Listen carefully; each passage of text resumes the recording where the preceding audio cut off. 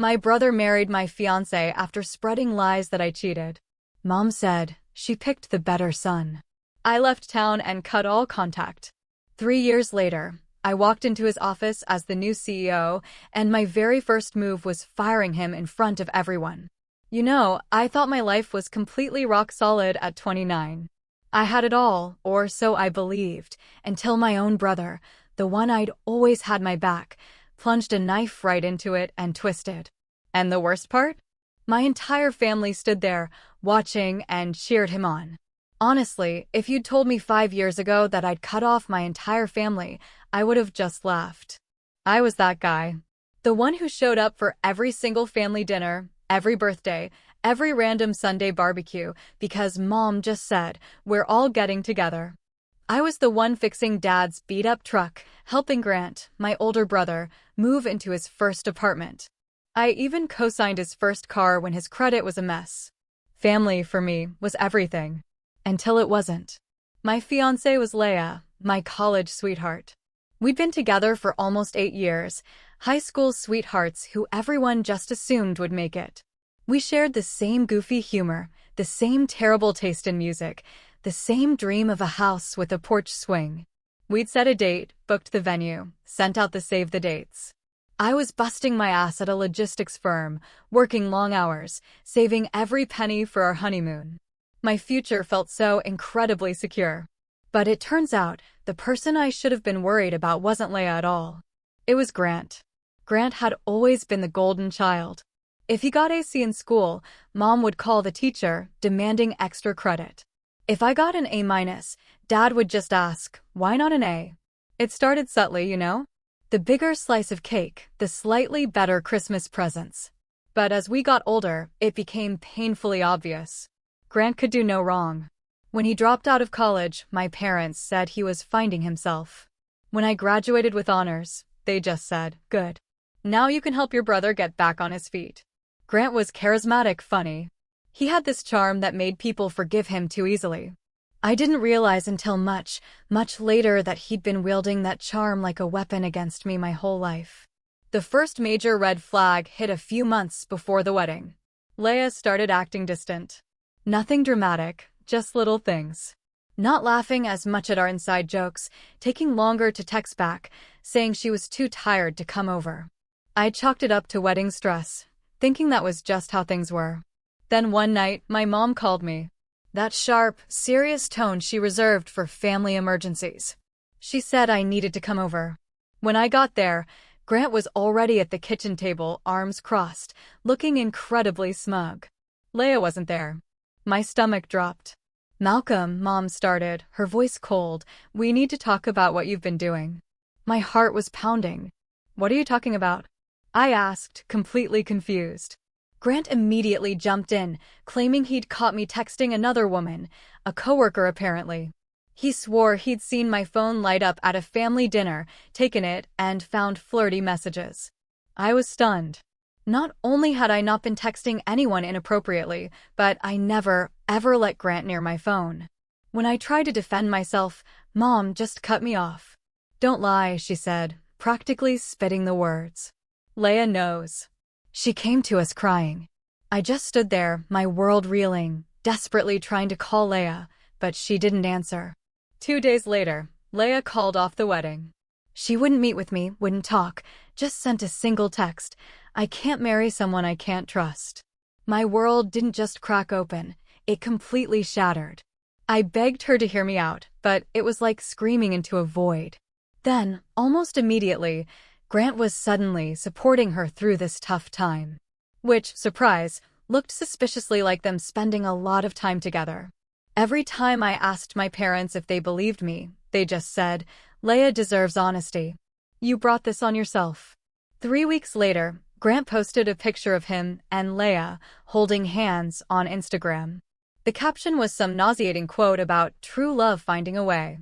I showed it to Mom, absolutely furious, and she just looked at me and said, she chose the better son. Maybe this is for the best. That sentence, the better son, is branded into my memory like a hot iron. Like I was some broken version of Grant that just needed to be discarded so she could be happy. That night, I packed a duffel bag, moved out of state, and stopped answering every call. I didn't just go low contact. I went ghost.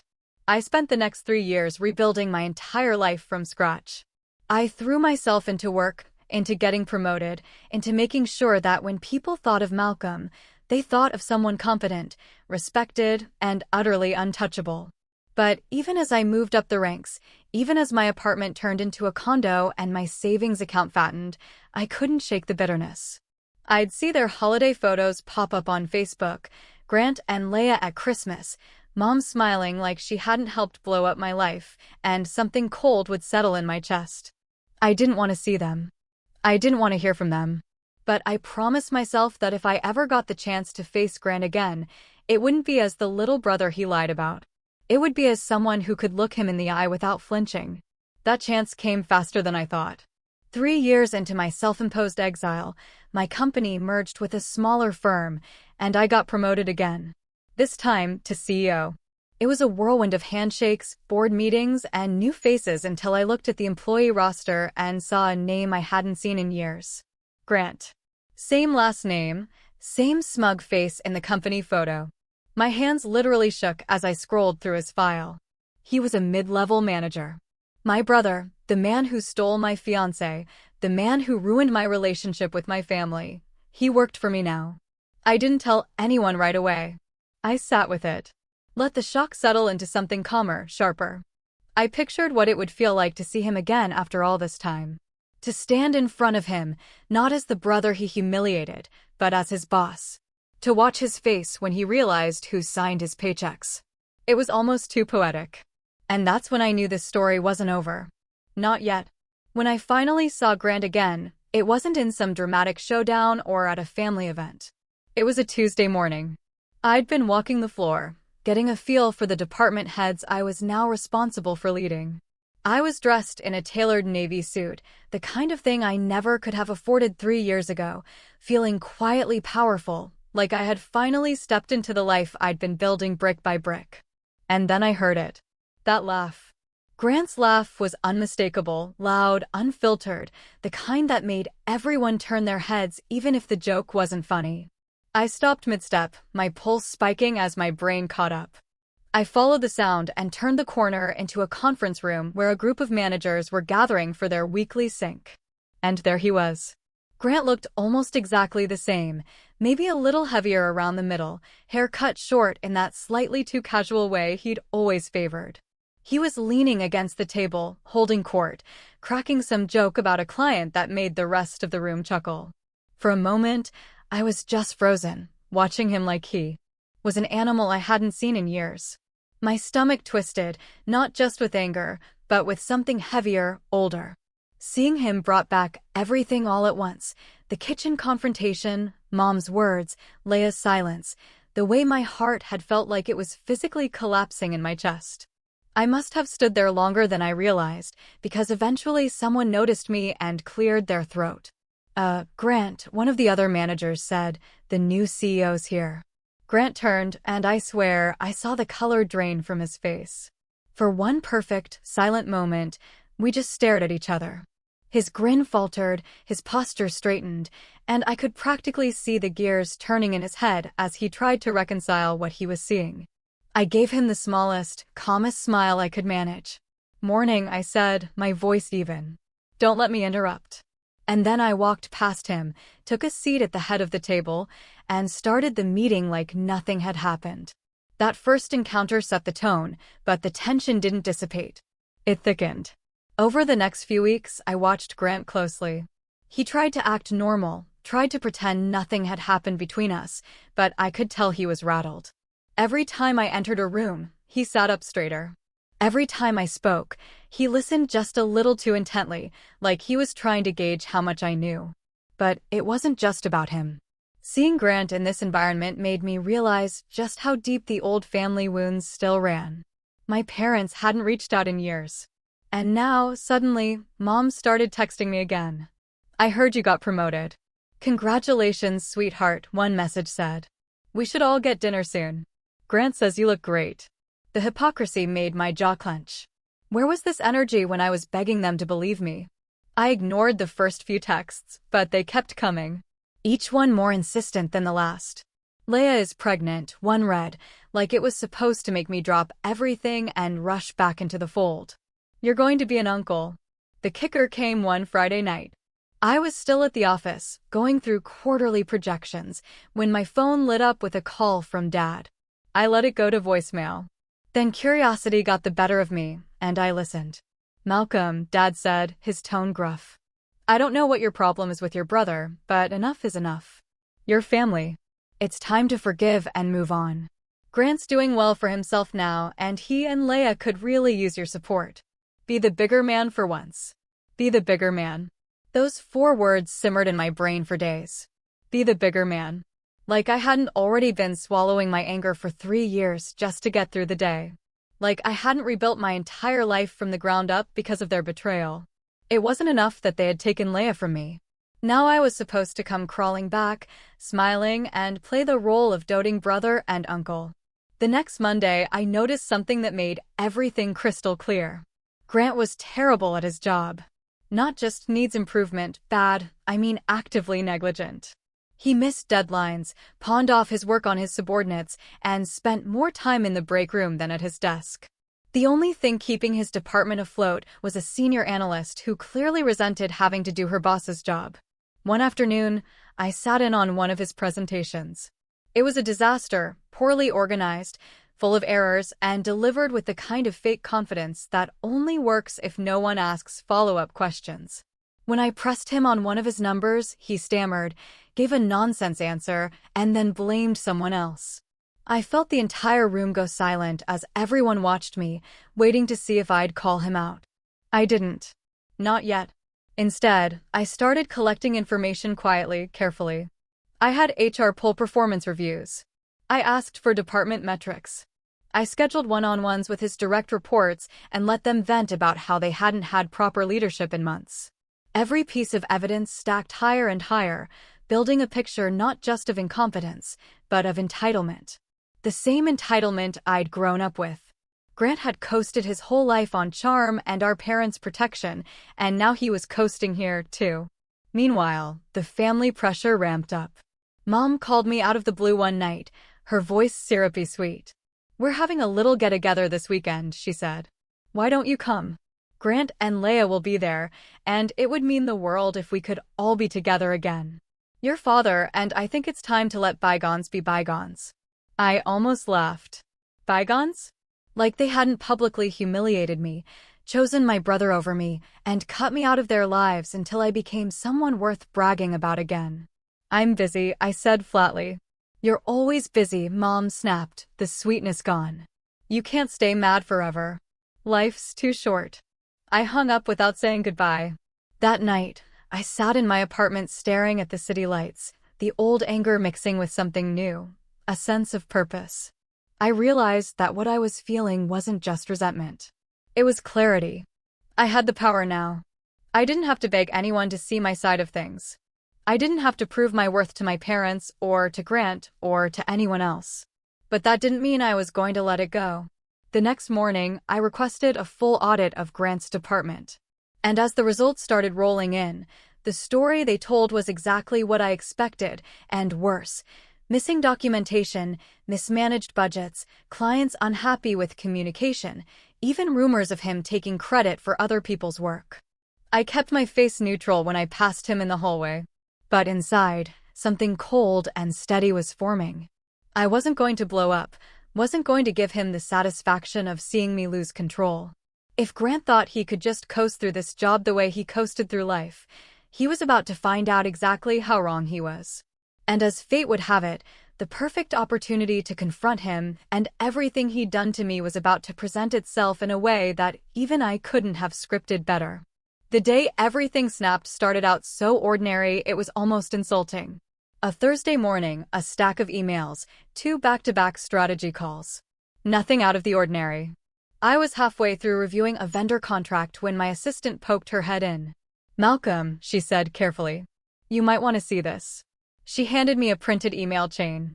My name was highlighted, not just once, but several times, and the subject line made my stomach tighten. Leadership concerns, CEO's direction.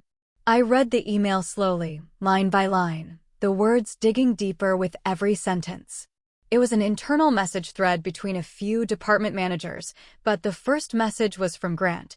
Look, I don't think Malcolm is the right fit for this role. He's young, inexperienced, and making decisions that could tank this company if we're not careful.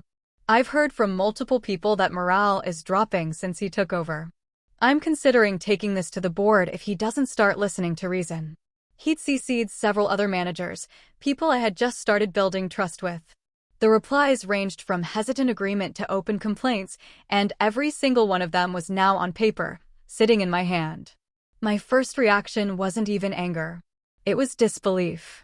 After everything, after stealing my fiancé, after ruining my relationship with my family, Grant was trying to undermine me at my own company. I could almost feel the walls closing in, the faint hum of panic at the back of my skull. If I hadn't been careful, if I hadn't taken the time to build relationships here, this kind of rumor could have been enough to shake confidence in me as a leader. I set the papers down, took a slow breath, and reminded myself that I had leverage now. Unlike 3 years ago, I wasn't the powerless younger brother being accused of something I didn't do. I could choose how to respond. But then things escalated. Later that afternoon, I overheard 2 junior analysts talking in the hallway. "Did you hear?" one of them whispered.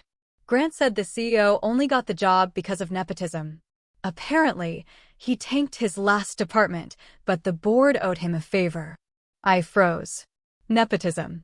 The word stung more than I expected.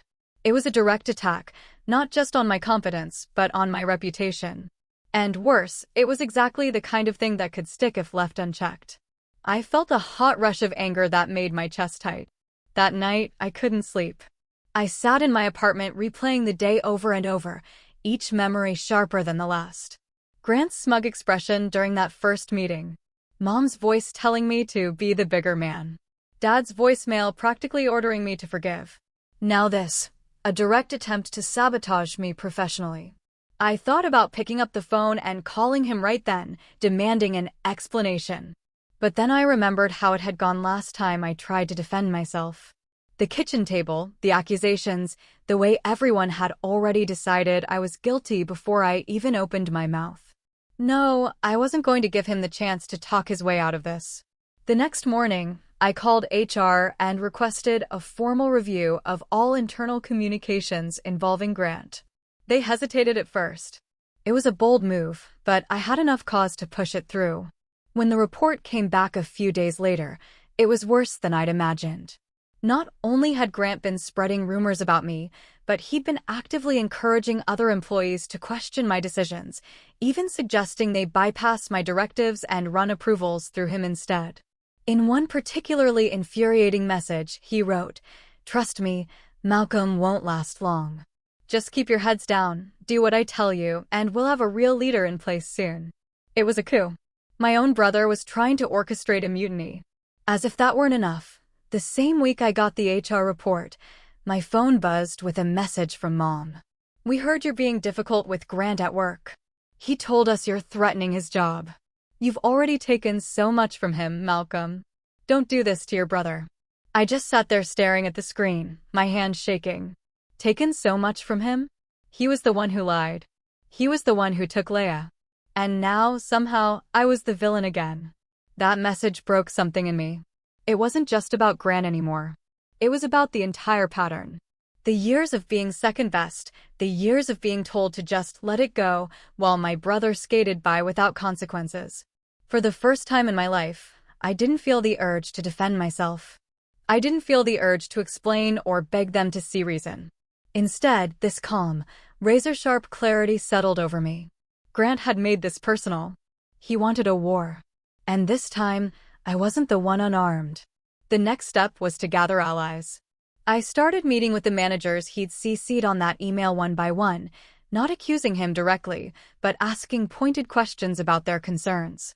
More than a few of them admitted that Grant had pressured them into agreeing with him, or that they'd only gone along because they didn't want to deal with the fallout. One of them even confided that Grant had been hinting about taking my job himself, saying the board would be more comfortable with someone who had been with the company longer. That was the moment I decided that this wasn't just going to be a warning or a write-up. This was going to end with Grant out of the company entirely. But before I could move, the final blow came, and it was one I never saw coming. One morning, I walked into the office to find a package on my desk. No return address. Inside was a framed photo. It was from my wedding that never happened. Leia and I standing in front of the venue we'd booked, holding hands, smiling like two people who thought the future was bright. Across the bottom of the photo, written in black marker, were the words, "Guess it worked out for the best. G and L." My breath caught in my throat. My vision actually went blurry for a second. He hadn't just sabotaged my job. He'd taken the time to twist the knife in the oldest wound I had. I set the photo down carefully, my hands shaking. And then I laughed. Quietly at first, then louder, until it startled my assistant outside the door.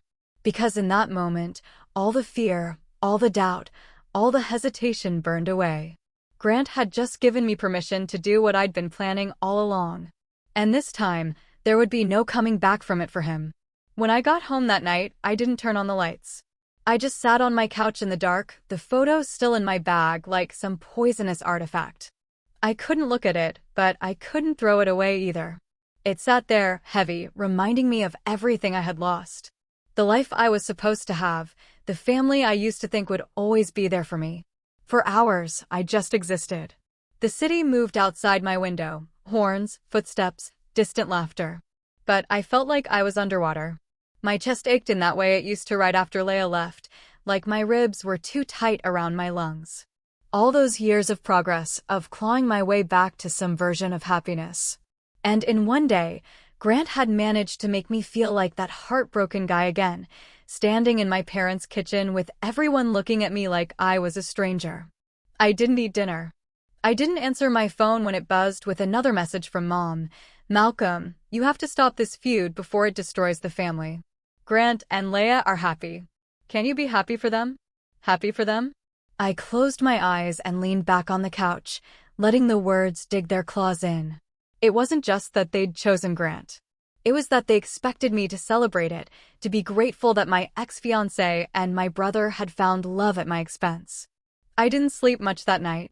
At some point, I found myself at my kitchen table with a legal pad, just scribbling names, dates, projects Grant had botched, employees he'd upset. It wasn't a plan. Not yet. It was just everything I'd been holding in, dumped onto paper.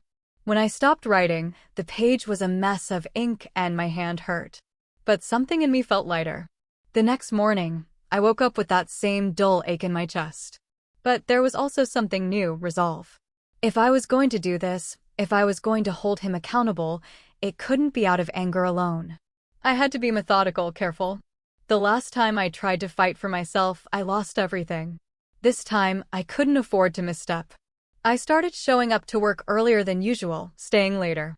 I kept my interactions with Grant polite but brief, forcing myself to smile when he made some half-hearted joke in the break room. It was exhausting, playing the part of the calm, reasonable CEO while my insides were a storm. Every night, I went home and did my research. I learned everything I could about corporate policy, about performance. Reviews, about the exact thresholds we needed to meet before termination could be justified. I knew if I handled this wrong, he'd cry favoritism, maybe even try to sue for wrongful dismissal. I wasn't just going to remove him. I was going to make sure there wasn't a single loose thread for him to pull on afterward. But even as I plotted, there were moments where the grief still hit me hard. I'd find myself staring at old photos, me and Leia at the state fair, me and Grant as kids in matching baseball uniforms. There were nights where I almost picked up the phone, almost texted her, almost asked her if it was worth it. But every time I got close, I remembered that photo, that smug black marker scrawl. At work, the pressure grew. The audit reports kept piling up, painting an uglier and uglier picture of Grant's department. Missed deadlines that cost us thousands. Client contracts mishandled. Even an expense report that hinted at him charging personal meals to the company card. I sat in my office staring at the numbers, wondering how he'd gotten this far without someone stepping in. And then it hit me. He'd gotten this far because no one ever stepped in. Our whole lives, Grant had been rescued by mom, by dad, by teachers, by bosses. People liked him, forgave him, gave him second and third chances.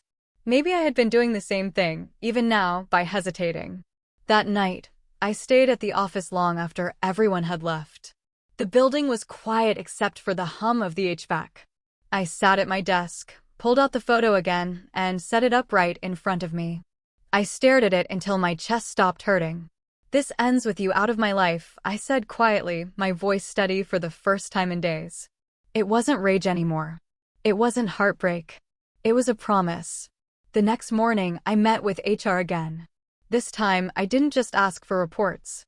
I asked for timelines, for documentation, for everything we would need if things escalated.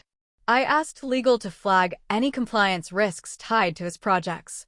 I started drafting a performance improvement plan so tight he wouldn't be able to slip through a single loophole.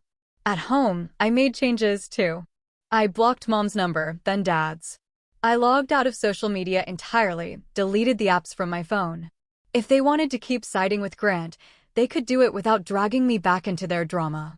Walking away from them hurt more than I expected. There were moments, in the elevator, in the middle of brushing my teeth, where I felt like a little kid again, like I'd done something wrong and just wanted mom to tell me it was okay. But I held firm.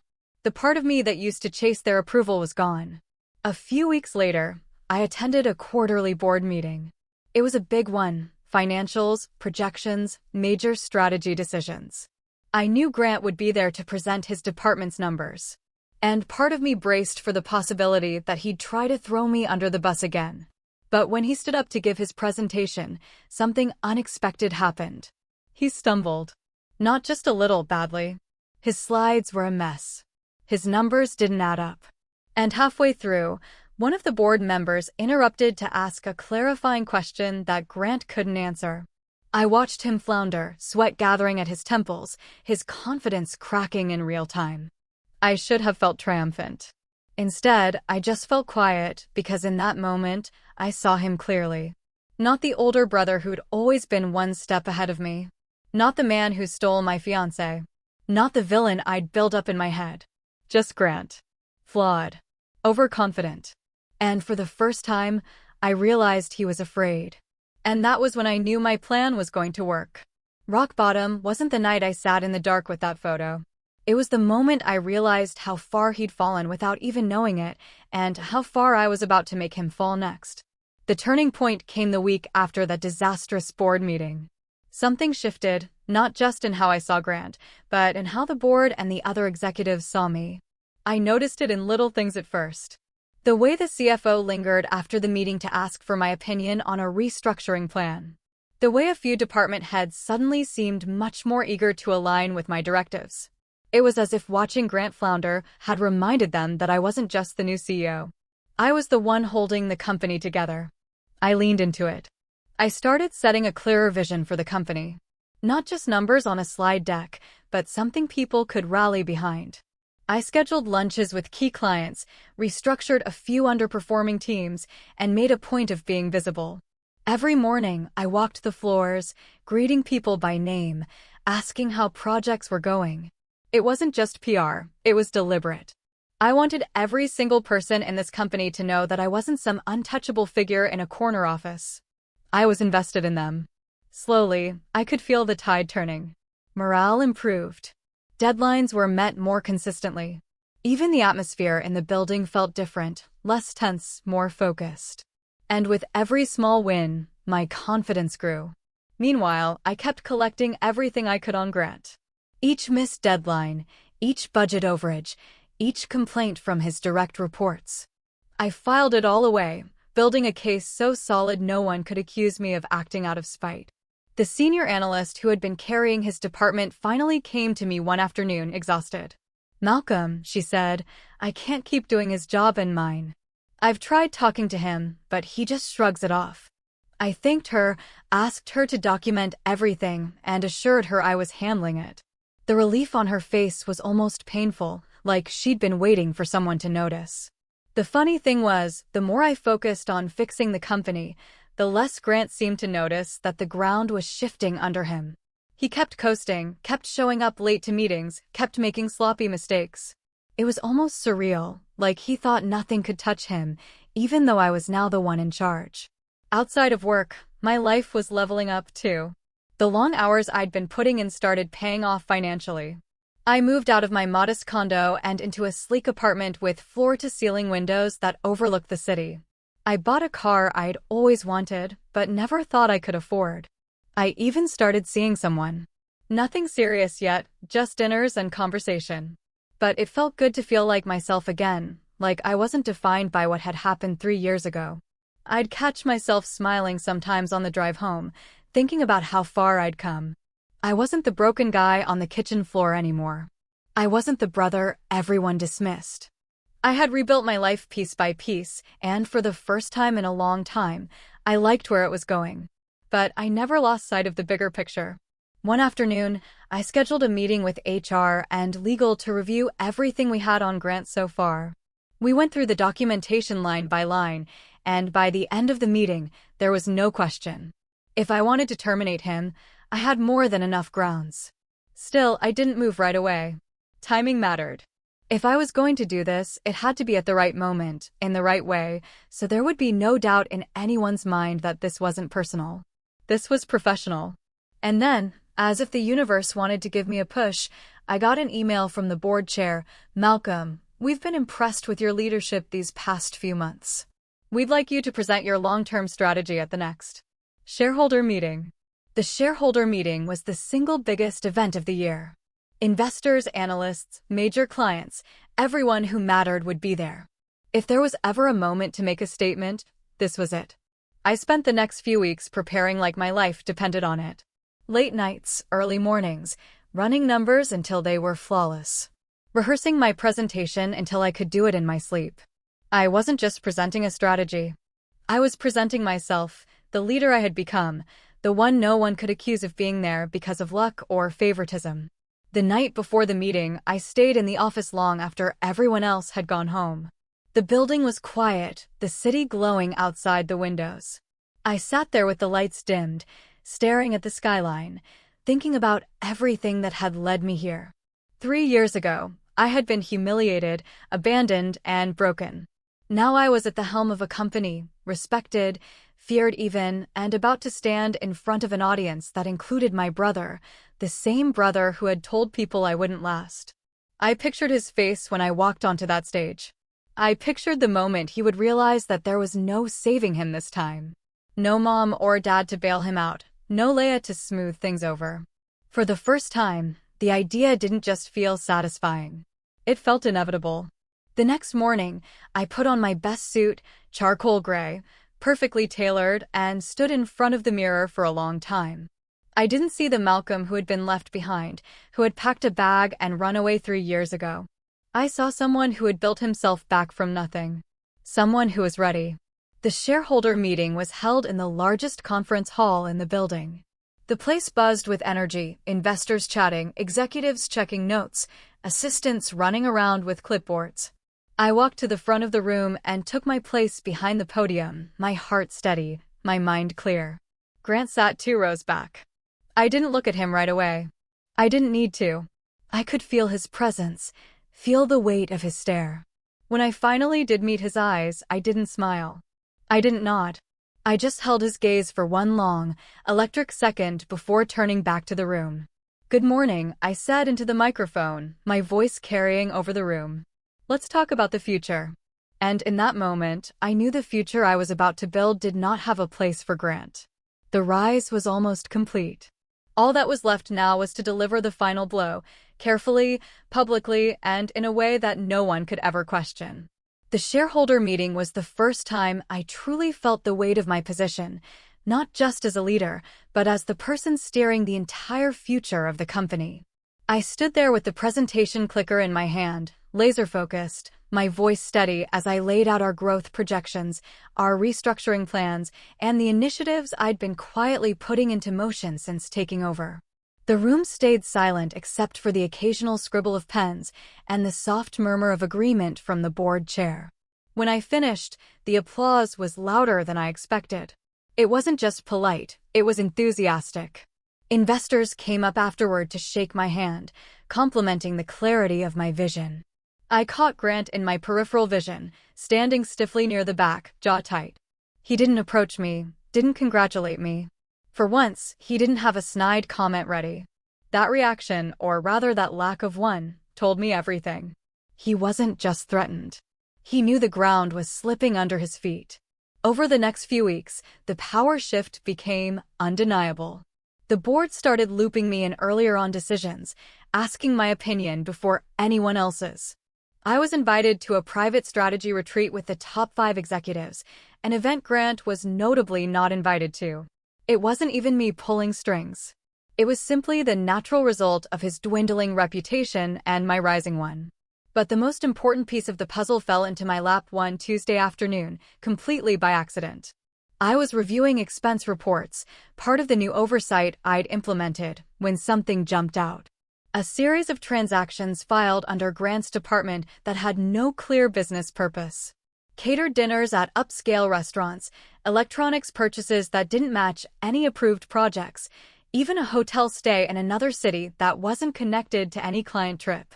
At first, I thought it might just be sloppy record-keeping, but when I had finance pull the receipts, the pattern became obvious. Grant was using the company credit card for personal expenses, thousands of dollars worth over the past year. Some of the charges even overlapped with his honeymoon dates. I sat back in my chair, heart pounding, letting the weight of what I'd just uncovered settle in. This wasn't just incompetence anymore. This was grounds for termination with cause and potentially even legal action if the company wanted to push it. I forwarded the file to legal with a short note, "Please review for compliance implications." The response came back within an hour. "This is a serious breach of company policy. If substantiated, it justifies immediate termination and repayment of funds. Recommend proceeding carefully to ensure airtight documentation." This was the leverage I hadn't even realized I'd been waiting for. But I didn't move right away. Not yet. Instead, I tightened the net. I had HR do a full audit of his department's card usage, cross-referencing every expense with client projects. I asked compliance to sit in on his next budget review unannounced. I even quietly reassigned a few of his more competent team members to other managers, leaving him with a skeleton crew. And then, because timing was everything, I scheduled a mid-year performance review for him, in person, with HR present. When the day came, Grant walked into my office looking irritated, like he had better things to do. He sat down across from me, slouched back in the chair, and gave me a smirk that felt almost nostalgic. The same smirk he used to give me when we were kids, and he'd just gotten away with something. I slid the first page of the report across the desk. "Grant," I said evenly, "we need to talk about your department's performance." He glanced at the page, then shrugged.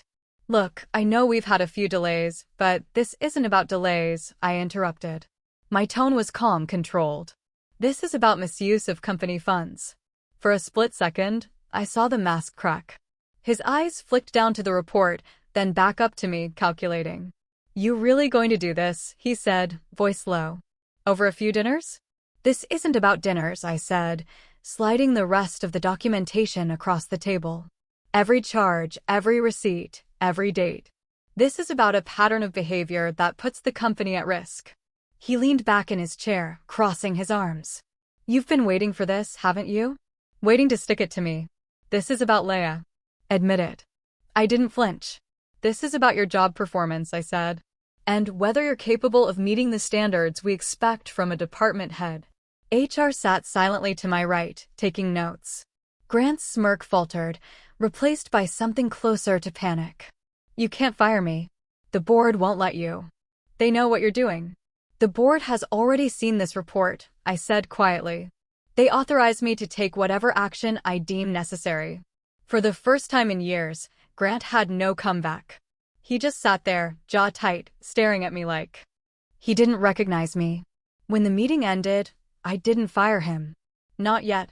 I handed him a performance improvement plan instead, one that outlined every expectation in excruciating detail and set deadlines so aggressive that even the most dedicated employee would struggle to meet them. "This is your chance to turn it around," I said. He grabbed the folder and stormed out without another word. After he left, HR turned to me and said quietly, "That was restraint." I just nodded. "We're not done yet." Because the truth was, this wasn't about giving him a chance. This was about watching him sweat. Watching him realize that the safety net he'd relied on his entire life was gone. And as fate would have it, the perfect opportunity for the final act was just around the corner: the annual company-wide town hall, a live-streamed event with every employee watching, the single most public forum we had. I made sure Grant's department would be presenting their quarterly results. And I made sure I'd be the one holding the microphone when it was time to talk about accountability.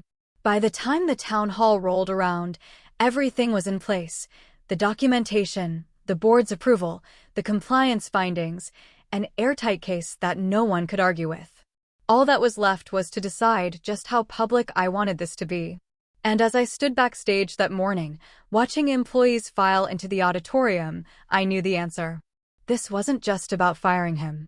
This was about finally taking back everything he'd taken from me: my dignity, my peace, my place in the family. And I was going to do it in a way that he would never, ever forget.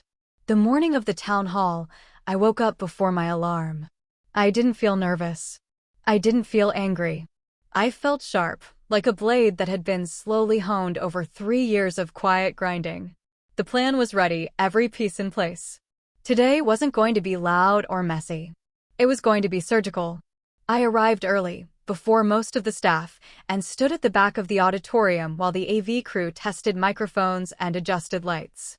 The stage was set up with a long table for department heads to present their quarterly updates.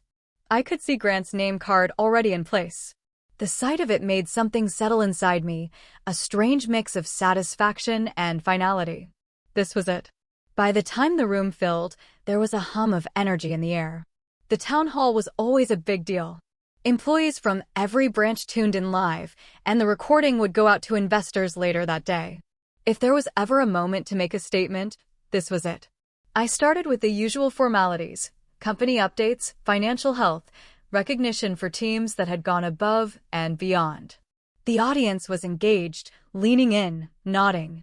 The atmosphere was almost celebratory. And then it was time for department updates. Grant walked onto the stage last, looking tense but defiant. He had tried.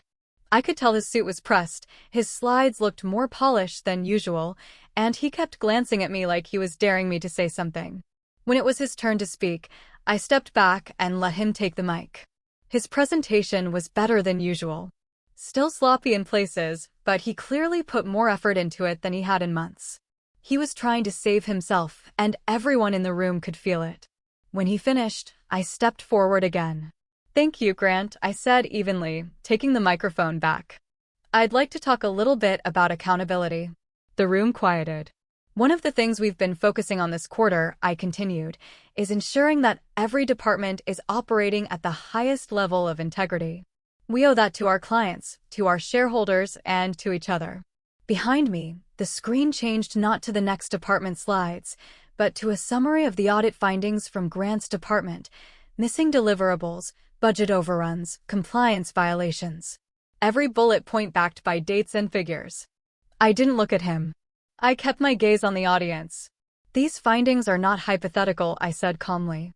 "They represent real lapses that have cost this company time, money, and credibility, and they require decisive action." There was a ripple of murmurs through the room. I let the silence stretch for a moment before continuing. "Effective immediately," I said, my voice steady, "Grant will no longer be serving as department head. A search for new leadership will begin today, and interim management will report directly to me." The room went so quiet you could have heard a pin drop. Out of the corner of my eye, I saw Grant stiffen. He looked like someone had just yanked the ground out from under him. I turned to face him at last. "Grant, please remain after the town hall to meet with HR and finalize the transition plan." He opened his mouth like he was about to argue, then shut it again when he saw the entire company watching. His face was pale, his jaw tight, but he nodded stiffly. I turned back to the audience. "This is not about punishment," I said, my tone even. "This is about accountability and ensuring that we are all working toward the same standard of excellence." We have a responsibility to each other, and that means holding ourselves and each other accountable when we fall short. When the town hall ended, there was no applause, just a heavy, charged silence as people filed out, whispering. The message had landed, not just about Grant, but about me. Afterward, HR and legal joined me in my office. Grant came in last, still holding the folder from his performance plan. "You can't humiliate me like that," he said, his voice low and tight. "You humiliated yourself," I replied evenly. "I just made sure the company understood why you won't be here anymore." "You think this makes you the bigger man?" he snapped. "No," I said, standing and meeting his eyes. Being the bigger man was what I did 3 years ago when I walked away and started over instead of burning everything down. This, I gestured to the stack of reports on my desk, this is just closure. HR took over then, going through the formal termination process. Grant sat there stone-faced, signing where he had to sign, refusing to look at me. When it was done, he stood, adjusted his jacket, and said quietly, "Mom and Dad will hear about this." "They probably already have," I said. "But here's the thing. I don't care anymore." For a moment, he just stood there staring at me like he didn't recognize me. Then he turned and walked out, the door closing softly behind him. I sat back down at my desk, exhaling slowly. It was done. But as satisfying as it wasn't noisy or dramatic. There was no shouting match, no grand scene, just a clean, final severing of the last tie between us. And as word spread through the company over the next few days, something else happened. Employees started stopping by my office to say thank you. Not because they hated Grant, but because they felt heard, protected. It was a subtle but powerful shift. The revenge wasn't just about firing him. It was about reclaiming my voice, my power, my ability to decide what stayed in my life and what didn't. And yet, a part of me knew the fallout was still coming from my family, from the whispers that were no doubt spreading through their group chats right now. And I was ready for it because this time I had nothing to lose. The fallout started faster than I expected. Less than 24 hours after the town hall, my phone lit up with a string of missed calls from my parents, back to back, like an alarm I couldn't shut off. I didn't answer. When the voicemails came in, I listened to them once, just to be sure I was done with any shred of guilt. Mom's voice was first, sharp and accusing. "Malcolm, what on earth were you thinking? Firing your brother in front of the whole company? Do you have any idea what that's done to him? He's humiliated. You should be ashamed." Then Dad's voice, rough and clipped, "You're tearing this family apart. You could have handled this privately. Grant told us you've been targeting him for months. You've made your point, son. Now fix this. Fix this." I almost laughed. For years, those 2 words had been the burden I carried. The one expected to patch things up, smooth things over, make life easier for everyone but myself. I didn't call them back. Instead, I focused on work. The company needed stability, and that's what I gave them. We named an interim head for Grant's department, redistributed responsibilities, and in 2 weeks, performance was already improving. The board congratulated me for taking decisive action, and the shareholders sent a formal note of appreciation for the transparency. The whispers died down. People moved on. But Grant didn't. One evening, about a month after his termination, I was leaving the office late when I saw him standing by the building's front entrance. He looked different, not polished, not smug, just tired. His suit was wrinkled, his hair slightly disheveled. "Malcolm," he said as I approached, his voice low. I stopped a few feet away. "Grant, you ruined me," he said flatly. "No one in this industry will touch me after what you did." "You ruined yourself," I said, keeping my voice calm. "I just stopped covering for you." He stepped closer, his expression raw in a way I'd never seen before. "You got everything. You know that? The job, the respect, the title, and you still couldn't let me have anything. Not even Leia." At the mention of her name, something twisted in my chest. But I didn't let it show. "You didn't have Leia," I said. "You lied to get her. You burned me to the ground so you could stand where I was standing. And you know what? You still lost." He flinched like I'd struck him. For a second, I thought he might hit me, but then his shoulders slumped. "I don't know what I'm supposed to do now," he admitted quietly, almost to himself. That's not my problem anymore, I said. For the first time in our lives, you get to deal with your own mess. Maybe that's the best thing that could have happened to you. He stared at me for a long moment, then turned and walked away, his figure disappearing into the dark street. That was the last time we spoke. A few weeks later, I got a final text from Mom. "We're disappointed in you, Malcolm. You've changed." I stared at the message for a long time before typing a reply. Good. I was supposed to. And then I blocked her number. Life moved on. The company flourished under the new structure, and morale reached an all-time high. My name began circulating in industry circles as a case study for decisive leadership. One Friday evening, I stood in my apartment looking out over the city's skyline, a glass of whiskey in my hand. The sun was setting, painting everything gold, and for the first time in years, I felt completely still inside.